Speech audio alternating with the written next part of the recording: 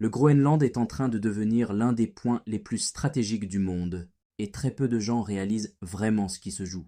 Donald Trump a annoncé de nouveaux droits de douane contre l'Europe, 10% immédiatement, puis jusqu'à 25% dans les mois à venir. En toile de fond, une pression claire, le Groenland. Pourquoi cette île immense, située entre l'Europe, l'Amérique et la Russie, est-elle aussi convoitée? Parce qu'elle permet de contrôler les routes maritimes du pôle Nord, de surveiller les missiles russes et de sécuriser des ressources stratégiques majeures. Officiellement, tout cela est présenté comme de la défense, mais en réalité, on assiste à une logique beaucoup plus large, celle d'un nouveau partage des zones d'influence mondiale. Les États-Unis, la Chine et la Russie redéfinissent leur position.